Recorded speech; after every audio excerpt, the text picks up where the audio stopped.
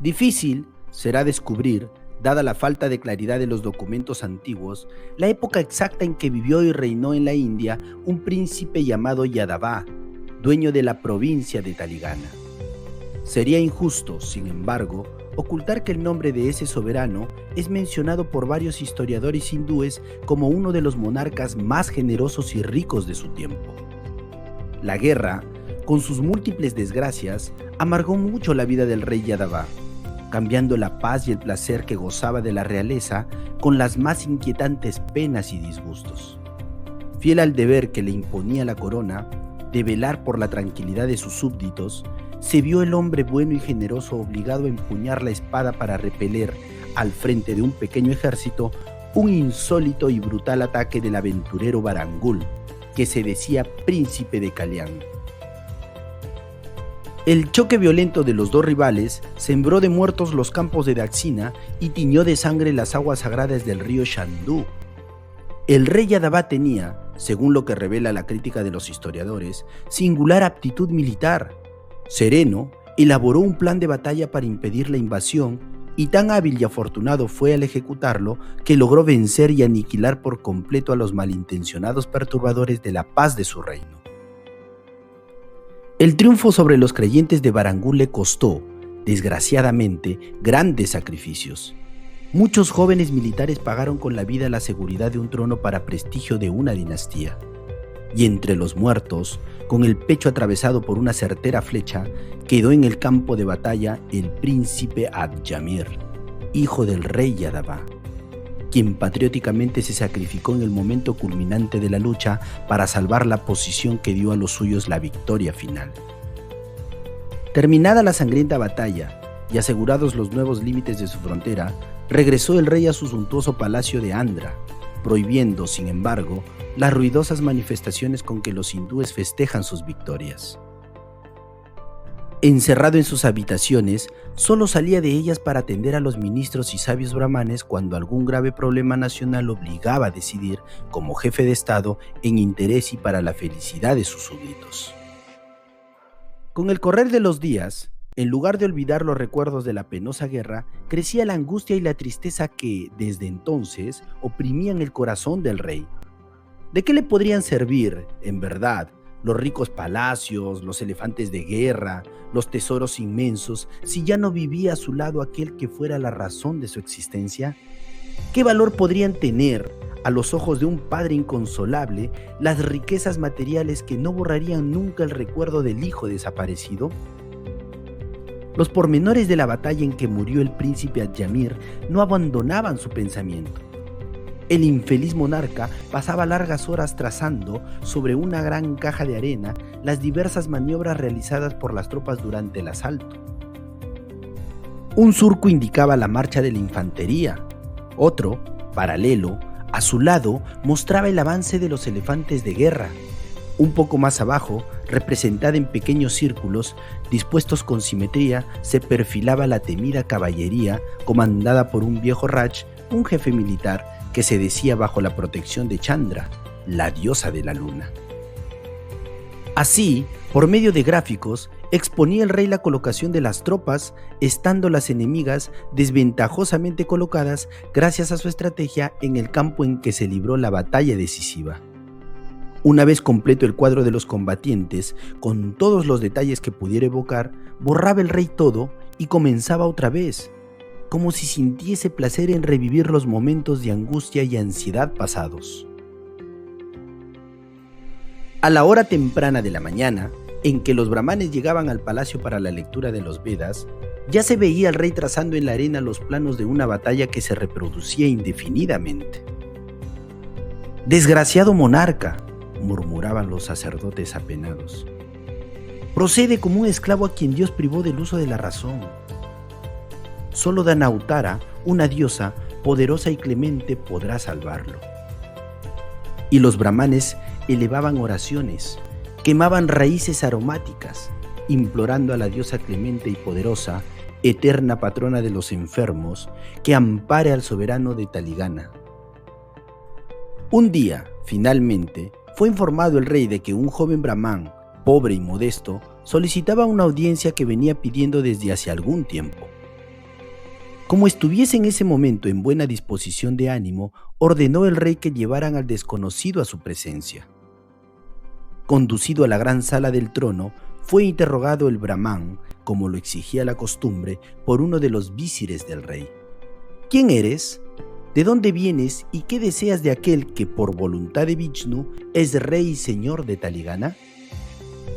Mi nombre, respondió el joven Brahmán, es Laur Sesá y vengo de la aldea de Manir, que está a 30 días de marcha de esta bella ciudad.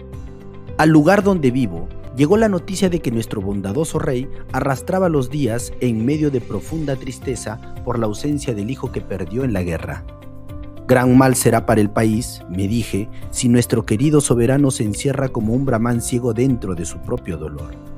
Pensé, pues, en inventar un juego que pudiera distraerlo y abrir en su corazón las puertas a nuevas alegrías. Es ese insignificante obsequio que deseo, en este momento, ofrecer a nuestro rey Yadava. Como todos los grandes principios citados en las páginas de la historia, tenía el soberano hindú el grave defecto de ser excesivamente curioso. Cuando le informaron del objeto que el joven Brahmán era portador, no pudo contener el deseo de verlo y apreciarlo sin demora. Lo que Sesá traía al rey Yadava consistía en un gran tablero cuadrado dividido en 64 cuadraditos iguales. Sobre ese tablero se colocaban dos colecciones de piezas que se distinguían unas de otras por el color, blancas y negras, repitiendo simétricamente los motivos y sometidas a reglas que permitían de varios modos su movimiento. Sesá explicó con paciencia al rey, a los visires y cortesanos que rodeaban al monarca en qué consistía el juego, enseñándoles las reglas esenciales. Cada uno de los jugadores dispone de 8 piezas pequeñitas, llamadas peones. Representan la infantería que avanza sobre el enemigo para dispersarlo. Ayudando a la acción de los peones vienen los elefantes de guerra, representados por piezas mayores y más poderosas. Más tarde los elefantes de guerra fueron sustituidos por las torres. La caballería, indispensable en el combate, aparece igualmente en el juego, simbolizada por 2 piezas que pueden saltar como 2 corceles sobre las otras. Y para intensificar el ataque, se incluyen representando a los guerreros nobles y de prestigio los 2 visires del rey.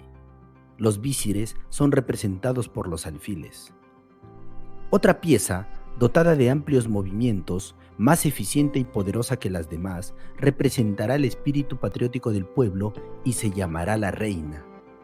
Completa la colección una pieza que aislada poco vale, pero que amparada por las otras se torna muy fuerte. Es el rey. El rey Yadava, interesado por las reglas del juego, no se cansaba de interrogar al inventor. ¿Y por qué la reina es más fuerte y poderosa que el mismo rey? Es más poderosa, argumentó Sesá, porque la reina representa en el juego el patriotismo del pueblo. El poder mayor con que cuenta el rey reside precisamente en la grandeza cívica de sus súbditos. ¿Cómo podría el rey resistir los ataques de sus adversarios si no contara con el espíritu de abnegación y sacrificio de aquellos que lo rodean y velan por la integridad de su patria? En pocas horas el monarca aprendió las reglas de juego, consiguiendo derrotar a sus visires en partidas que se desenvolvían impecablemente sobre el tablero. Sesá, de vez en cuando, intervenía respetuoso para aclarar una duda o sugerir un nuevo plan de ataque o de defensa. En determinado momento el rey notó, con gran sorpresa, que la posición de las piezas, por las combinaciones resultantes de diversos sucesos, parecía reproducir exactamente la batalla de Daksina. «Observen», dijo el inteligente Brahmán, «que para conseguir la victoria es necesario el sacrificio de este visir», e indicó precisamente la pieza que el rey Yadava, en el desarrollo del juego, pusiera gran empeño en defender y conservar. El juicioso Sesá demostraba, de ese modo, que el sacrificio de un príncipe es a veces impuesto como una fatalidad para que de él resulten la paz y la libertad de un pueblo. Al oír tales palabras, exclamó el rey Yadava sin ocultar su entusiasmo. No creí nunca que el ingenio humano pudiera producir maravillas como este juego tan interesante e instructivo. Moviendo esas simples piezas, aprendí que un rey nada vale sin el auxilio y la dedicación constante de sus súbditos y que a veces el sacrificio de un simple peón vale más para la victoria que la pérdida de una poderosa pieza. Y dirigiéndose al joven Brahmán, le dijo: «Quiero recompensarle, amigo mío, por este maravilloso obsequio que de tanto me sirvió para aliviar viejas angustias. Pide pues lo que desees, para que yo pueda demostrar una vez más cómo soy de agradecido con aquellos que son dignos de una recompensa». Las palabras con que el rey traducía su agradecimiento dejaron indiferente a Sesá. Su fisonomía serena no traducía la menor emoción ni la más insignificante muestra de alegría o sorpresa. Los visires miraban atónitos y asombrados su apatía ante un ofrecimiento tan generoso. «Rey todopoderoso», recriminó el joven con suavidad y altivez, «no deseo, por el presente que hoy le traje, otra recompensa que la satisfacción de haber proporcionado al señor de Taligana un pasatiempo agradable para aligerar el peso de las horas alargadas por agobiadora melancolía. Yo estoy, por lo tanto, sobradamente recompensado y toda otra paga sería excesiva». Sonrió desairadamente el bondadoso soberano al oír aquella respuesta que reflejaba un desinterés tan raro entre los hindúes. Y no creyendo en la sinceridad de las palabras de Sesá, insistió: «Me causa asombro tanto desamor y desprecio por las cosas materiales, joven. La modestia, cuando es excesiva, es como el viento que apaga la antorcha, dejando al caminante en las tinieblas de una noche interminable. Para que el hombre pueda vencer los múltiples obstáculos que le depara la vida, precisa tener el espíritu sujeto a una ambición que lo impulse hacia un ideal cualquiera. Exijo, por tanto, que escojas sin demora una recompensa digna de tu valioso regalo. ¿Quieres una bolsa llena de oro? ¿Deseas un arca llena de joyas? ¿Pensaste en poseer un palacio? ¿Aspiras a la administración de una provincia? Espero tu respuesta, ya que mi palabra está ligada a una promesa». No admitir su ofrecimiento después de sus últimas palabras, más que descortesía, sería desobediencia al rey. Voy, pues, a aceptar por el juego que inventé una recompensa que corresponda a su generosidad. No deseo, sin embargo, ni oro, ni tierras, ni palacios. Deseo mi recompensa en granos de trigo. «¿Granos de trigo?», exclamó el rey sin ocultar la sorpresa que le causara semejante propuesta. «¿Cómo podré pagarle con tan insignificante moneda?». «Nada más simple», aclaró Sesá. «Deme un grano de trigo por la primera casilla del tablero, 2 por la segunda, 4 por la tercera, 8 por la cuarta, y así duplicando sucesivamente hasta la 64ª y última casilla del tablero. Ruego a usted, rey generoso, que de acuerdo con su magnífica oferta, ordene el pago en granos de trigo y así como lo indiqué». No solo el rey, sino los visires y venerables brahmanes se rieron estrepitosamente al oír la extraña solicitud del joven.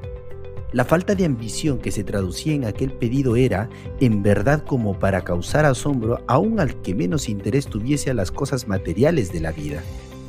El joven brahmán, que pudo obtener del rey un palacio o una provincia, se conformaba con granos de trigo.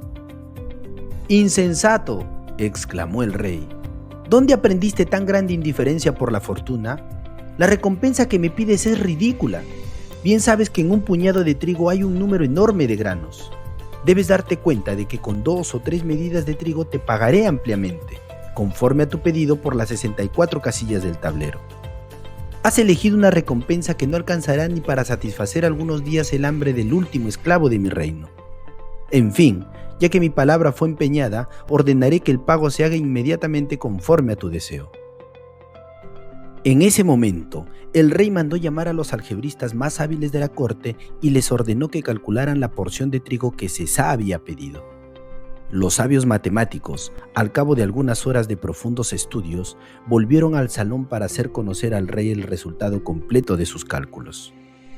Les preguntó el rey, interrumpiendo el juego: «¿Con cuántos granos de trigo podré cumplir finalmente con la promesa hecha al joven Sesá?».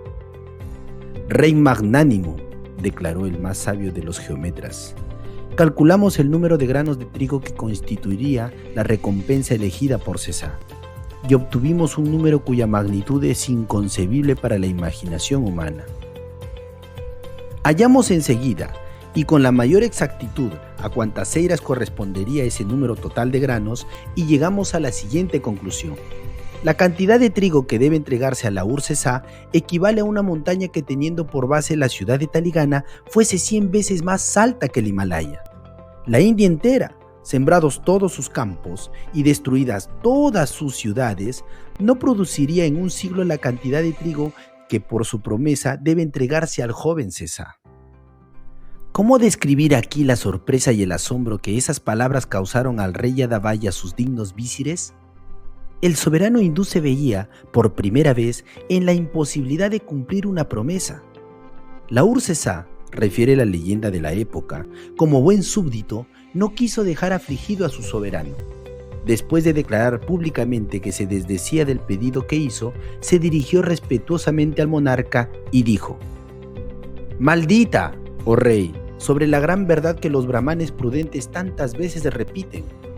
Los hombres más precavidos eluden no solo la apariencia engañosa de los números, sino también la falsa modestia de los ambiciosos. Infeliz de aquel que toma sobre sus hombros los compromisos de honor de una deuda cuya magnitud no puede valorar por sus propios medios. Más previsor es el que mucho pondera y poco promete». Y después de ligera pausa, continuó: «Aprendemos menos con las lecciones de los brahmanes que con la experiencia directa de la vida y de sus lecciones diarias siempre desdeñadas. El hombre que más vive, más sujeto está a las inquietudes morales, aunque no quiera.